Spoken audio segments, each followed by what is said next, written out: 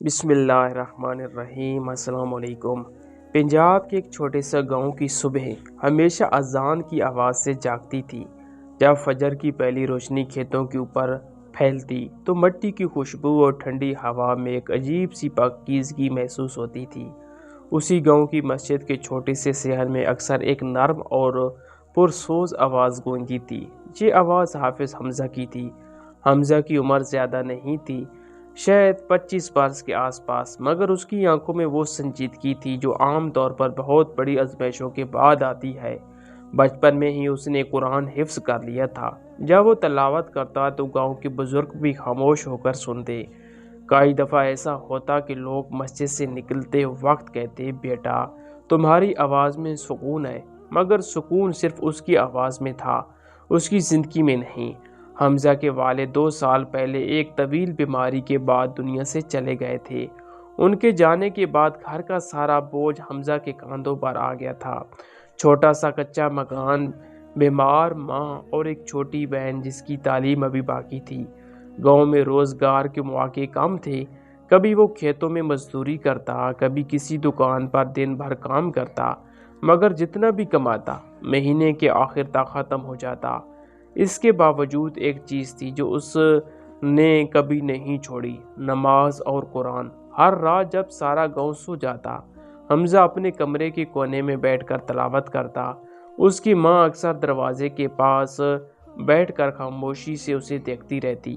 اس کی آنکھوں میں فخر بھی ہوتا اور ایک چھپی ہوئی فکر بھی۔ ایک شام گاؤں میں ایک اجنبی آدمی آیا۔ وہ شہر سے آیا ہوا ایجنٹ تھا جو نوجوانوں کو بیرون ملک ملازمت دلوانے کی بات کر رہا تھا۔ اس نے چائے کی دکان پر بیٹھ کر بتایا کہ جرمنی میں گھروں میں نگہداشت کے کام کے لیے لوگوں کی ضرورت ہے۔ تنخواہ پاکستانی روپے میں سوچو تو خواب جیسی ہے۔ گاؤں کے کئی لڑکے دلچسپی لینے لگے۔ حمزہ بھی وہاں بیٹھا تھا مگر خاموش۔ اس رات جب وہ گھر آیا تو اس کی ماں نے اس کے چہرے کو غور سے دیکھا۔ ماں کا دل عجیب چیز ہوتا ہے، وہ سوال بھی پڑھ لیتا ہے جو زبان بھر نہ آئے۔ کیا سوچ رہے ہو حمزہ؟ حمزہ کچھ دیر خاموش رہا، پھر آہستہ سے بولا، امی اگر میں جرمنی چلا جاؤں تو۔ یہ جملہ سن کر کمرے میں ایک لمبی خاموشی پھیل گئی۔ باہر کہیں دور کتے بھونک رہے تھے اور ہوا میں سرسوں کے کھیتوں کی ہلکی خوشبو تھی۔ ماں نے فوراً جواب نہیں دیا۔ وہ کچھ دیر تک چولہے کی مدھم آگ کو دیکھتی رہی جیسے اپنے دل میں کوئی حساب لگا رہی ہو۔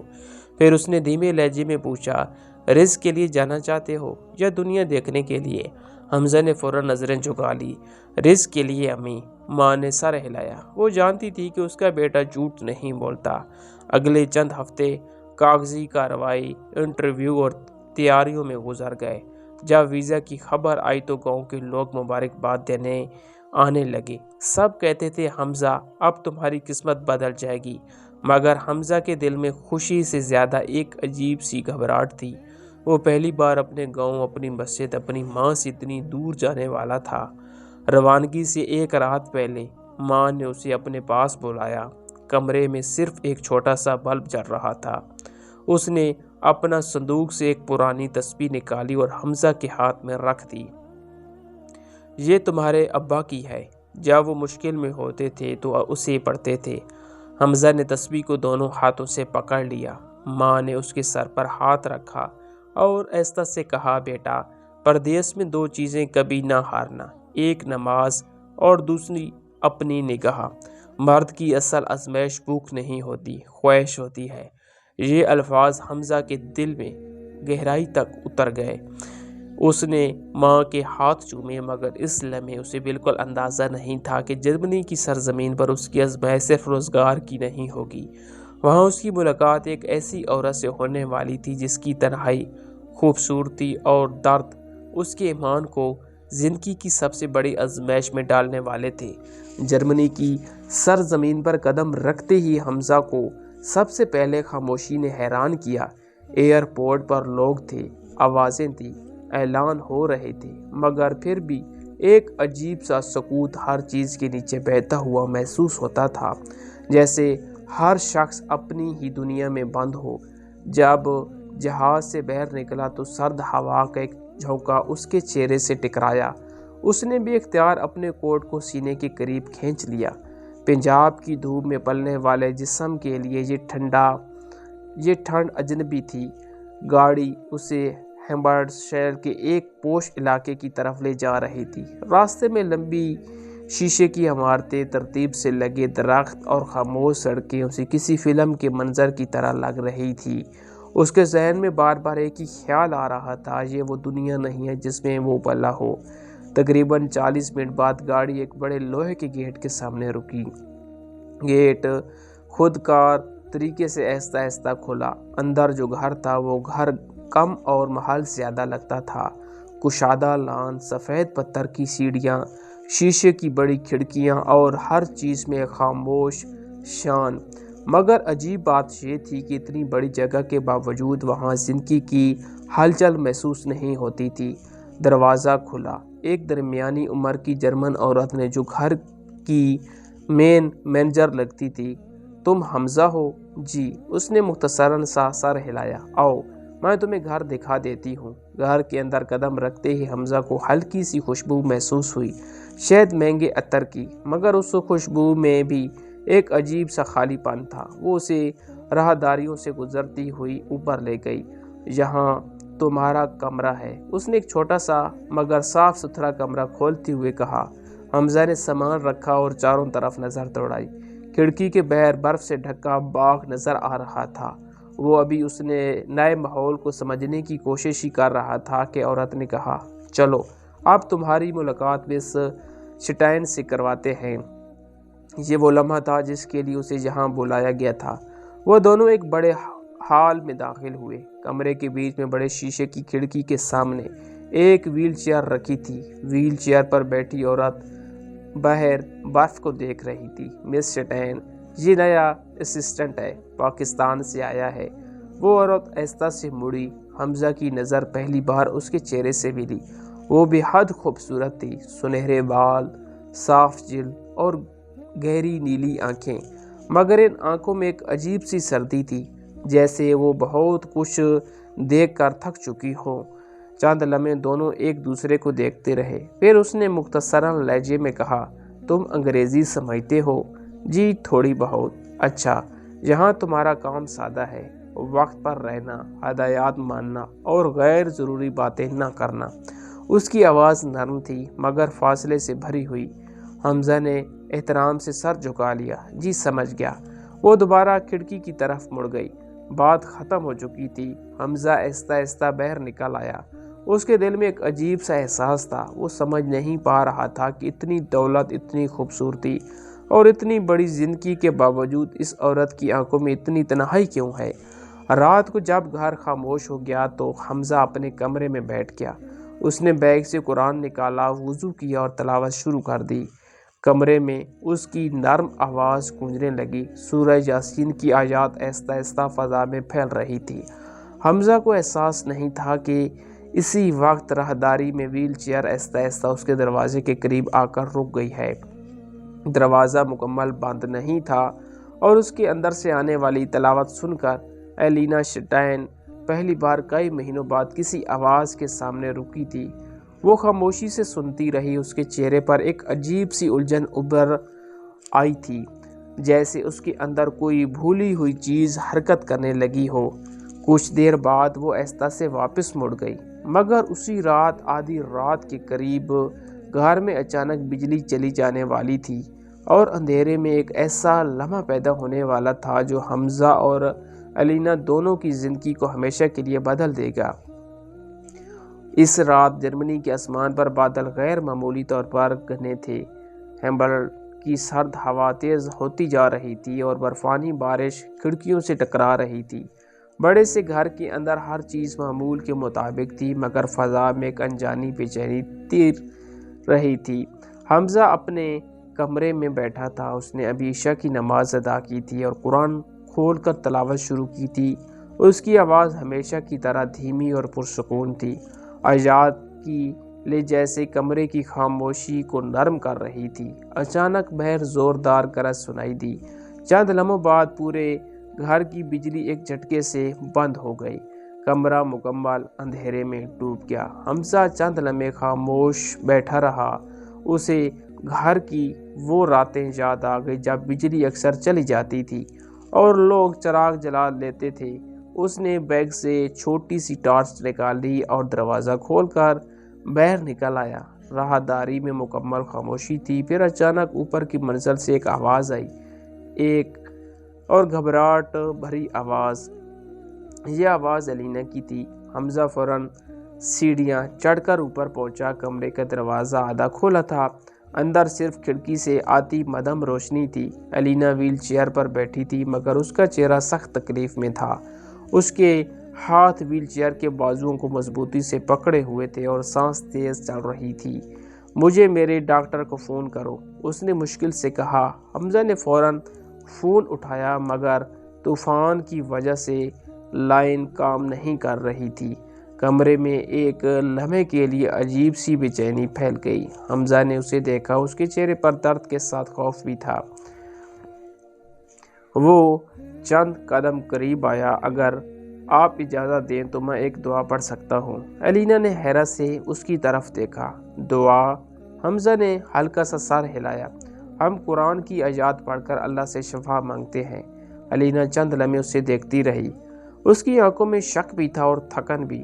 شاید درد نے اس کی مزاحمت کمزور کر دی تھی۔ آخر کار اس نے آہستہ سے کہا، جو کرنا ہے کرو۔ حمزہ نے میز سے ایک گلاس پانی اٹھایا۔ اس نے آنکھیں بند کی اور آہستہ آہستہ سورۃ فاتحہ پڑھنا شروع کی۔ اس کی آواز بہت بلند نہیں تھی مگر اس میں ایک عجیب سی نرمی تھی۔ پھر اس نے آیت الکرسی چند مسنون دعائیں پڑھی۔ کمرے میں صرف دو آوازیں تھیں، باہر برفانی ہوا کی سرسراہٹ اور حمزہ کی تلاوت۔ چند لمحوں بعد اس نے پانی پر دم کیا اور گلاس علینا کی طرف بڑھا دیا۔ یہ پی لیں۔ علینا نے کانپتے ہوئے ہاتھ سے گلاس پکڑا۔ اس نے آہستہ آہستہ پانی پی لیا۔ کمرے میں چند لمحوں کے لیے مکمل خاموشی چھا گئی۔ 5 منٹ گزرے، پھر 10۔ علینا نے آہستہ آہستہ گہری سانسیں لی۔ اس کے چہرے پر تناؤ کم ہونے لگا تھا۔ اس نے حیرت سے اپنے پاؤں کی طرف دیکھا، پھر حمزہ کی طرف۔ یہ کیا تھا؟ حمزہ نے نظریں جھکا لی۔ صرف دعا تھی۔ شفا اللہ دیتا ہے۔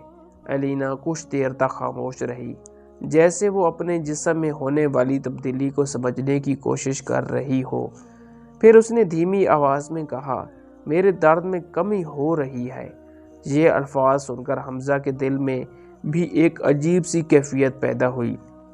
اس نے کبھی نہیں سوچا تھا کہ پردیس میں ایک اجنبی گھر میں وہ اس طرح کسی کی مدد کرے گا۔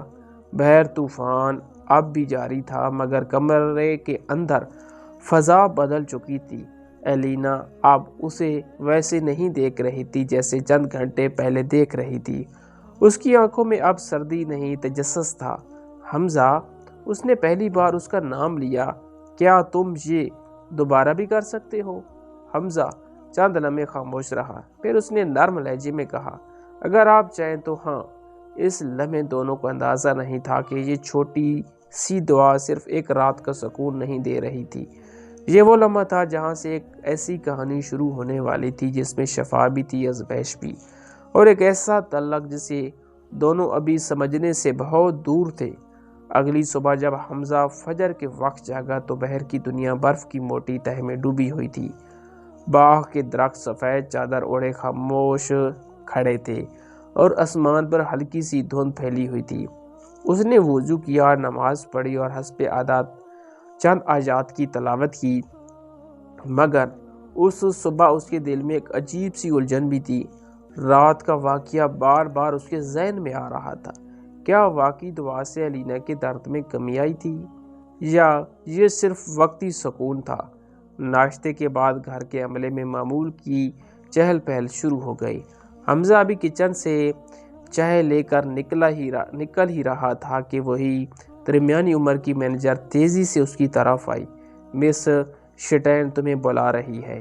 ابھی حمزہ کے قدم ایک لمحے کے لیے رک گئے۔ وہ آہستہ آہستہ ہال کی طرف بڑھا جہاں علینا عام طور پر صبح گزرتی تھی۔ کھڑکیوں سے اندر آتی سفید روشنی پورے کمرے میں پھیل رہی تھی۔ ویل چیئر کھڑکی کے پاس تھی مگر آج الینا کا انداز کچھ مختلف تھا۔ اس نے حمزہ کو دیکھا تو فوراً کہا، آؤ یہاں بیٹھو۔ حمزہ چند قدم دور رک گیا۔ جی آپ نے بلایا؟ الینا کی آنکھوں میں وہی سردی نہیں تھی جو پہلے دن تھی۔ وہاں ایک عجیب سی بے چینی، حیرت ملی جلی نظر آ رہی تھی۔ کل رات کے بعد مجھے نیند نہیں ہے۔ حمزہ خاموش رہا، پوری رات نہیں مگر کئی گھنٹے۔ یہ پچھلے 2 سال میں پہلی بار ہوا ہے۔ اس نے اپنی ٹانگوں کی طرف دیکھا اور درد بھی پہلے جیسا نہیں ہے۔ کمرے میں چند لمحے سکوت رہا، پھر الینا نے سیدھا سوال کیا، تم نے واقعی صرف دعا پڑھی تھی؟ حمزہ نے آہستہ سے سر ہلایا، جی قرآن کی آیات تھی۔ الینا کچھ دیر تک اسے دیکھتی رہی، جیسے وہ اس کے چہرے سے کوئی راز پڑھنے کی کوشش کر رہی ہو۔ تم سمجھتے ہو میں موضوع پر یقین رکھتی ہوں؟ نہیں۔ اور پھر بھی تم نے یہ کیا؟ حمزہ نے نرم لہجے میں کہا، ہماری تربیت میں یہ سکھایا جاتا ہے کہ شفا اللہ کے ہاتھ میں ہوتی ہے، ہم صرف دعا کرتے ہیں۔ الینا نے گہری سانس لی۔ میں نے اپنی زندگی میں سینکڑوں ڈاکٹر دیکھے ہیں، دنیا کے بہترین اسپتالوں میں علاج کروایا ہے، مگر کل رات کچھ مختلف تھا۔ اس کی آواز میں پہلی بار غرور کی بجائے تلاش تھی۔ میں چاہتی ہوں تم آج رات بھی وہی دعا پڑھو۔ حمزہ نے چند لمحے سوچا، اگر آپ کو سکون ملتا ہے تو میں پڑھ دوں گا۔ یہ سن کر الینا نے سر ہلایا۔ اس دن کے بعد گھر میں ایک نیا معمول شروع ہو گیا۔ ہر رات سونے سے پہلے حمزہ چند آیات پڑھتا، کبھی پانی پر دم کرتا، کبھی صرف دعا کرتا۔ وہ ہمیشہ یہی کہتا کہ یہ کوئی جادو یا خاص عمل نہیں، بلکہ صرف دعا ہے۔ مگر آہستہ آہستہ ایک تبدیلی ظاہر ہونے لگی۔ الینا کی نیند بہتر ہونے لگی، اس کے چہرے کا تناؤ کم ہونے لگا، اور سب سے حیران کن بات یہ تھی کہ وہ فزیو تھراپی کے دوران پہلے سے زیادہ حرکت کرنے لگی تھی۔ 1 ہفتے بعد جب ڈاکٹر معائنے کے لیے آیا تو اس نے فائل دیکھتے ہوئے حیرت سے کہا، الینا نے فوراً، دس پروگریس از انیوژول۔ ڈاکٹر نے پوچھا، yes you are never are? نے سر ہلایا۔ یہ سن کر الینا نے ایک لمحے کے لیے حمزہ کی طرف دیکھا۔ اس نظر میں اب صرف تجسس نہیں تھا، وہاں اعتماد کا پہلا سایہ پیدا ہو رہا تھا۔ اسی دن دوپہر کے وقت اس نے حمزہ کو باغ میں بلایا۔ برف کے درمیان دھوپ کی ہلکی روشنی پھیل رہی تھی، ویل چیئر کے پہیے برف پر آہستہ آہستہ چل رہے تھے۔ حمزہ، تمہارے گاؤں میں لوگ ہمیشہ اس طرح دعا کرتے ہیں؟ جی، ہمارے بزرگوں سے یہی سیکھا ہے، اور تم نے کبھی سوچا نہیں کہ تمہاری زندگی یہاں تک کیسے پہنچ گئی؟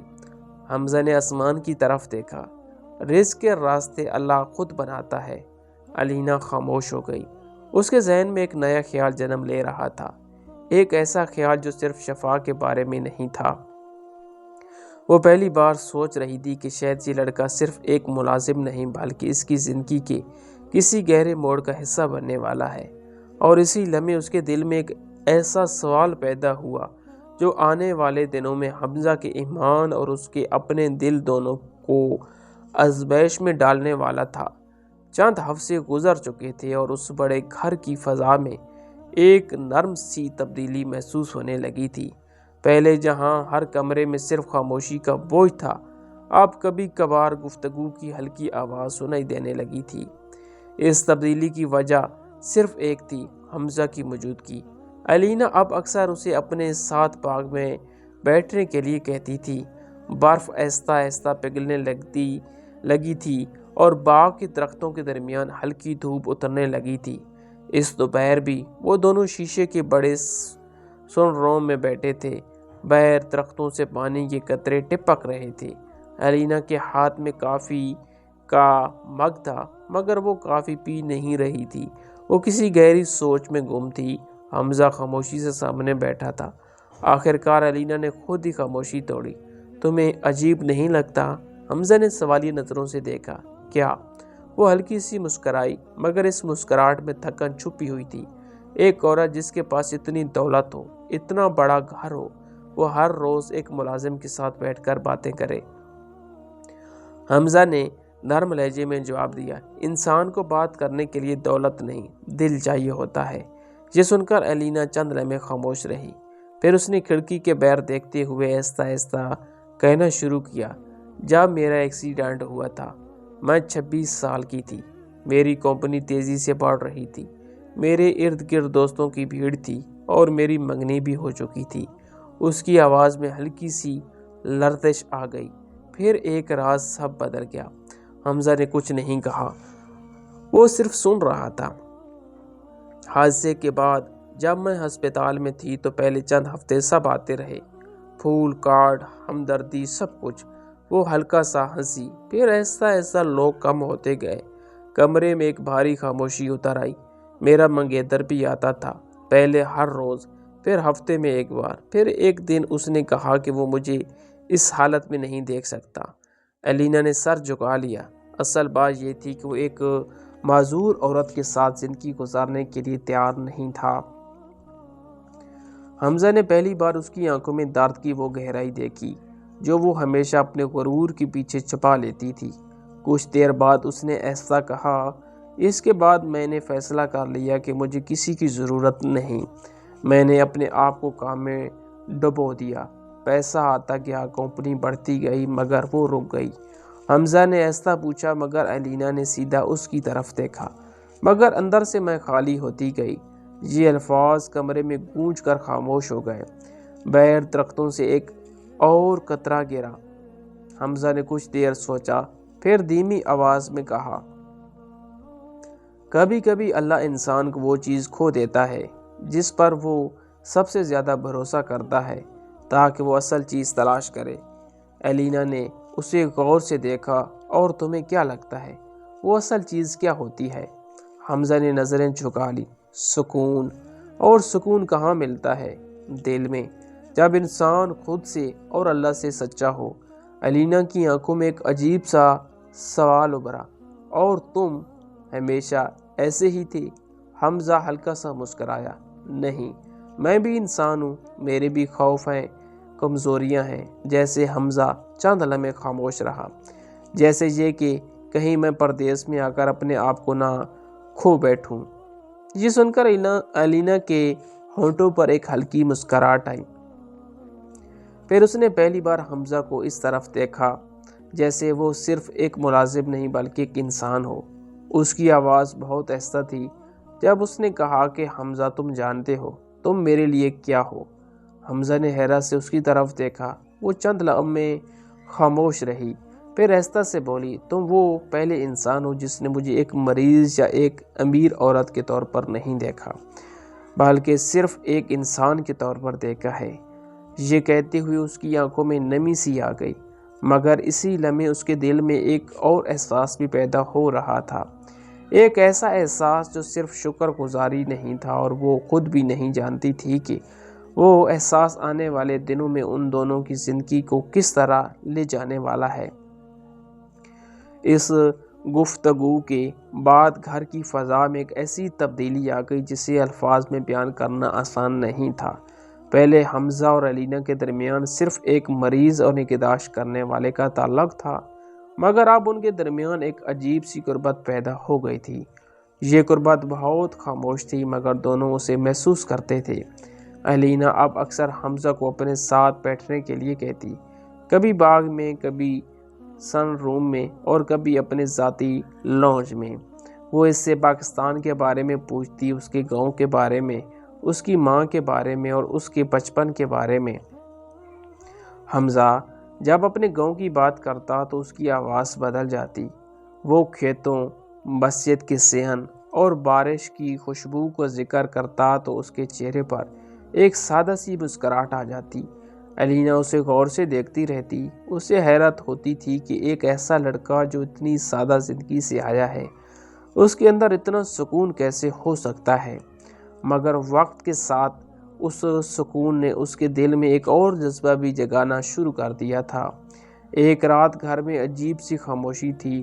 عملے کے زیادہ تر لوگ اپنی چھٹیوں پر گئے ہوئے تھے۔ باہر ہلکی بارش ہو رہی تھی اور کھڑکیوں پر پانی کی بوندیں آہستہ آہستہ پھسل رہی تھی۔ اسی رات الینا نے حمزہ کو اپنی نجی لانج میں بلایا۔ کمرے میں مدھم سنہری روشنی تھی۔ ایک طرف فائر پلس جل رہی تھی جس کی نرم روشنی دیواروں پر لرز رہی تھی۔ حمزہ دروازے کے قریب آ کر رک گیا۔ آپ نے بلایا تھا؟ علینا نے اس کی طرف دیکھا۔ آج اس کے چہرے پر وہ معمول کی سنجیدگی نہیں تھی۔ اس نے سادہ مگر خوبصورت لباس پہنا ہوا تھا اور اس کے بال کھلے ہوئے تھے۔ آؤ بیٹھو حمزہ۔ ایستا سے سامنے والی کرسی پر بیٹھ گیا۔ چند لمحے دونوں کے درمیان خاموشی رہی۔ پھر علینا نے ایستا سے کہا، تم جانتے ہو حمزہ، اس گھر میں بہت سے لوگ آئے اور گئے ہیں، ڈاکٹر، نرسیں، مینیجر، سب، مگر کوئی بھی میرے ساتھ اس طرح نہیں بیٹھا جیسے تم بیٹھے ہو۔ حمزہ نے نظریں جھکا لی۔ میں صرف اپنا کام کر رہا ہوں۔ علینا ہلکا سا مسکرائی۔ نہیں، تم صرف کام نہیں کرتے، تم سنتے بھی ہو۔ کمرے میں فائر پلیس کی لکڑیوں کے جلنے کی آواز آ رہی تھی۔ علینا نے آہستہ آہستہ ویل چیئر کو اس کی طرف بڑھایا۔ حمزہ، کیا تم نے کبھی کسی عورت سے محبت کی ہے؟ یہ سوال اچانک تھا۔ حمزہ چند لمحے خاموش رہا۔ نہیں۔ کیوں؟ زندگی میں اور بھی ذمہ داریاں تھیں۔ علینا نے گہری سانس لی۔ پھر اس نے آہستہ سے کہا، کبھی کبھی مجھے لگتا ہے کہ اگر تم میری زندگی میں پہلے آتے تو شاید میری زندگی مختلف ہوتی۔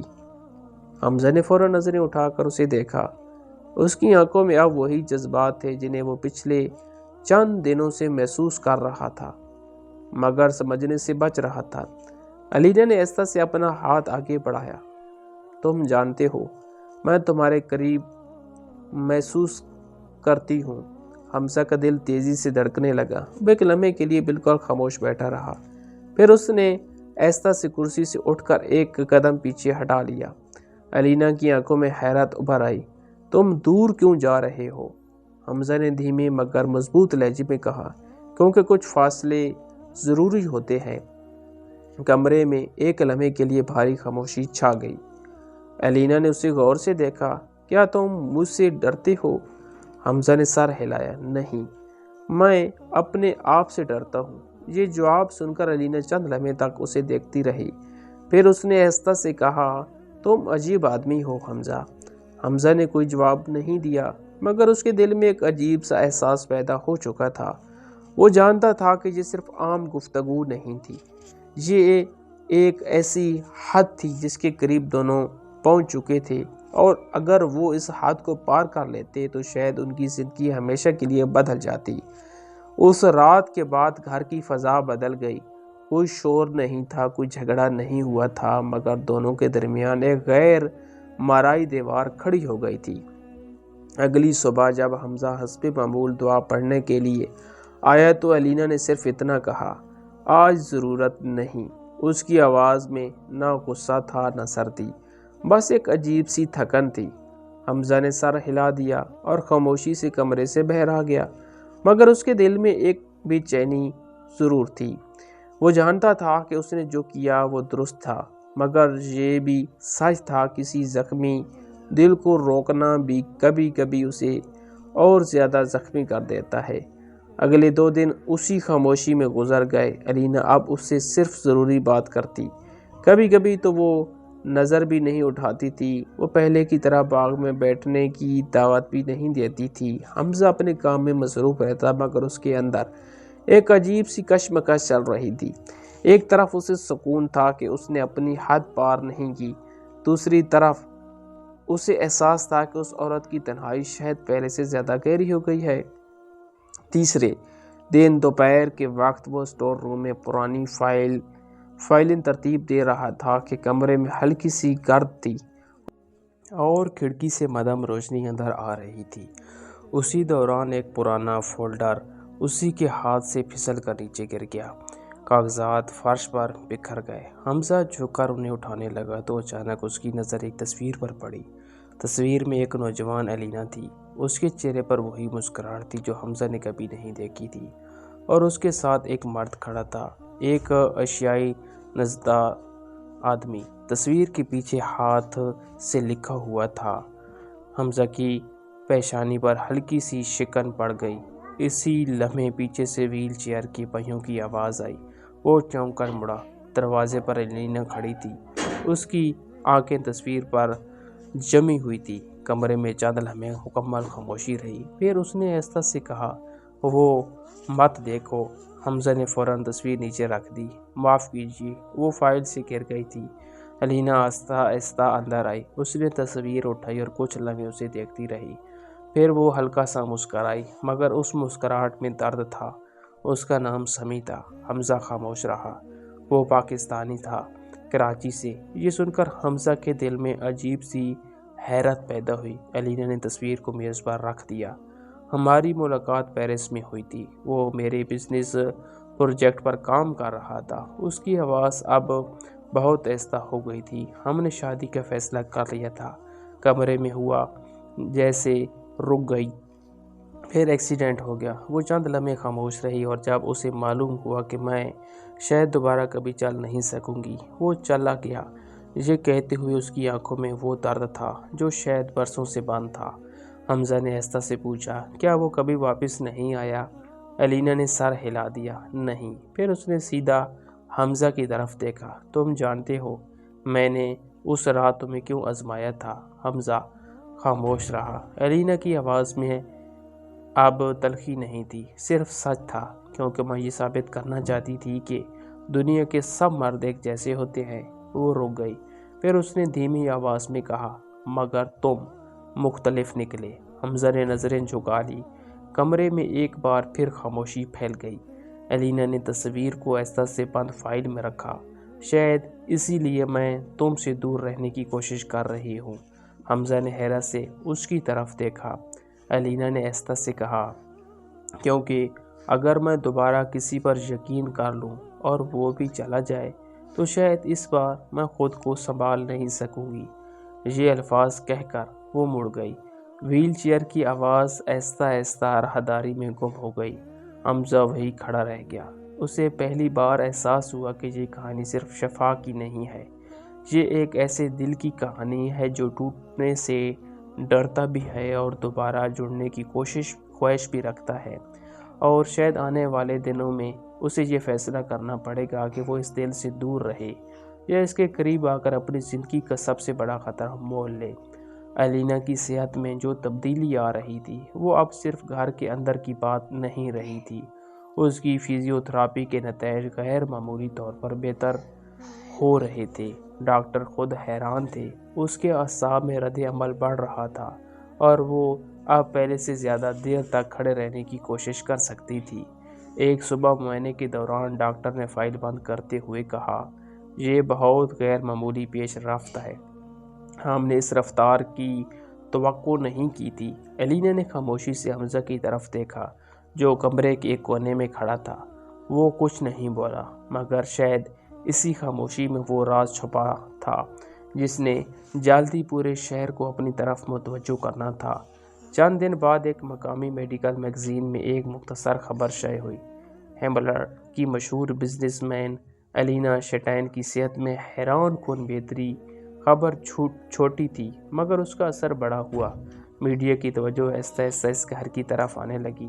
کچھ رپورٹرز اسے میڈیکل کامیابی کہہ رہے تھے، کچھ اسے روحانی شفا کا نام دے رہے تھے، اور کچھ لوگوں نے ایک اور کہانی گھڑ لی، ایک پاکستانی ملازم اور ایک امیر جرمن عورت کے درمیان عجیب تعلق۔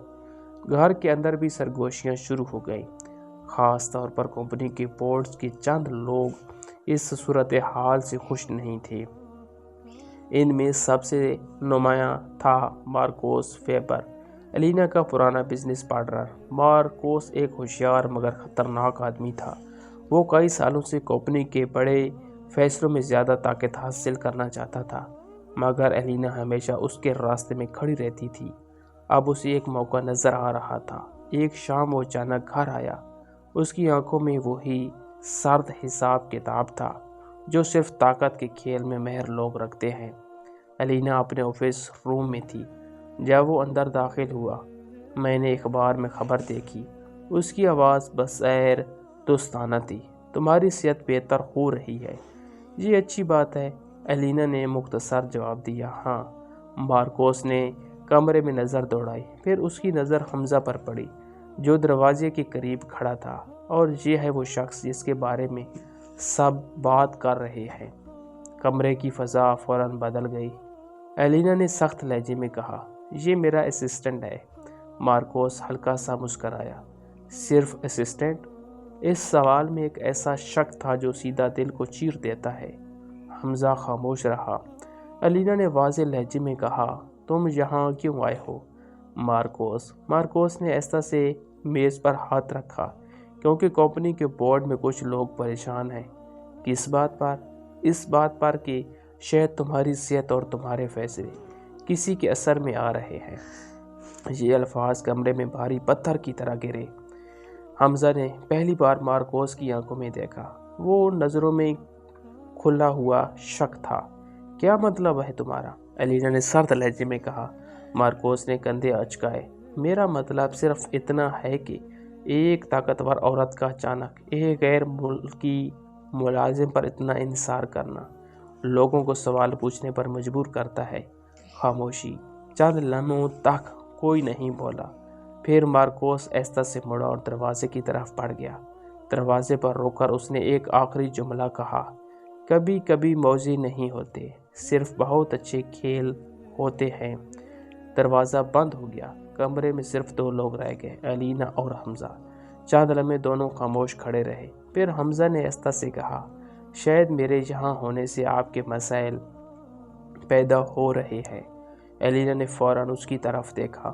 اس کی آنکھوں میں ایک عجیب سا خوف ابھرا تھا، کیونکہ وہ سمجھ رہی تھی کہ حمزہ کیا سوچ رہا ہے، اور وہ یہ بھی جانتی تھی کہ اگر حمزہ نے جانے کا فیصلہ کر لیا تو شاید اس بار وہ صرف ایک ملازم نہیں کھوئے گی، وہ واحد شخص کھو دے گی جس نے اس کی زندگی میں دوبارہ امید پیدا کی تھی۔ مارکوس کے جانے کے بعد کمرے میں ایک عجیب سا سکوت پھیل گیا تھا۔ بیر آسمان پر شام کا نیلا رنگ آہستہ آہستہ گہرا ہو رہا تھا، اور شیشے کی کھڑکیوں کے پار شہر کی بتیاں ایک ایک کر کے جلنے لگی تھی، مگر کمرے کے اندر دونوں جیسے اپنے اپنے خیالوں میں قید ہو گئے تھے۔ حمزہ نے خاموشی توڑی۔ شاید مجھے یہاں سے چلے جانا چاہیے۔ یہ الفاظ بہت آہستہ کہے گئے تھے، مگر ان کا اثر ایسا تھا جیسے کسی نے اچانک کمرے کی ہوا کھینچ لی ہو۔ ایلینا نے فوراً اس کی طرف دیکھا۔ کیا؟